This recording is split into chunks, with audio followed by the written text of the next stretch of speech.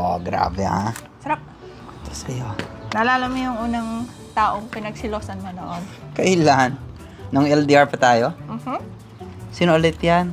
Ba, kunwari hindi mo na naalala. Hindi mo naalala yung nangyari? Wow, hindi mo naman ako binigyan ng... Kwento mo nga. Kwento mo. Hindi mo ako binigyan ng pagkakataong mag-explain kasi. Si Jake, munting na nang i-call off yung engagement sa sobrang selos Hindi, niya. Totoo. Malayo yan sa katotohanan. Ako na lang magkwento. Okay. Ito ang nangyari. Never naging close mag-call off ng engagement natin, ha? Ang nangyari kasi, my best friend ka, diba? Since kailan yun? Since kinder, diba? Since kinder. Hanggang high school. And lalaki. Lalaking best friend. And okay lang yan sa akin. Wala akong problema kung may friends kang mga lalaki, diba? Hindi mo kasi alam, siya yung pinaka-best friend ko. Okay, sige, okay lang yun sa akin. Pero, ang nangyari kasi, na-wrong send ka. Ito pa yun. At dito sa US, madaling araw yan. Nagising lang ako para umihi.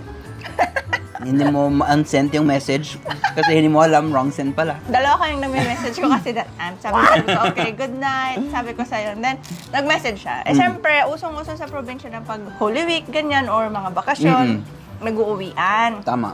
Tapos, pag nag-uuwian, okay, uy, Daan lang sa bahay, ganyan. Dito ka na, dito din ako. O, sige, halika dito, punta ka sa bahay, hangout tayo. Tama. Yun yung laman ng message. Yan yung sinabi niya sa message. Sabi niya, punta ka lang sa bahay. Sabi niya, daan ka lang dito. Sabi ko, sino? Ako? Ang layo-layo ko High naman. blood si Jake, grabe. Hindi naman high blood. Nagulat lang. Madaling araw. Sobrang antok. Sabi ko, gising na gising ako after nakita ko yung message. Sabi ko, tinawagan Akala kita niya agad agad. nag-cheat ako. Grabe Hindi, siya. tinawagan lang kita agad. Sabi ko, be, para kanino itong message na sinend mo? Sigurado, hindi para sa akin, ha? Ako naman si tanga-tanga. Hindi ako chinecheck. Chinek niya, ay, oo nga. Hindi kasi, sabi niya, kasi ganito, ganyan, kay...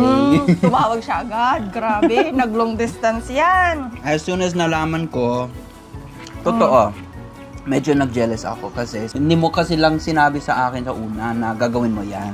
Kung sinabi mo lang sana, okay lang sa akin. Akala ko okay lang sa'yo kasi nga best friend ko. Pero ang pagkakamali ko, hindi ko pa siya na-introduce sa'yo. Tama. Yan yung isang kaibigan mo na hindi ko pa nakilala. Hindi mo siya nakilala kasi nasa work siya. Nag-usap tayo.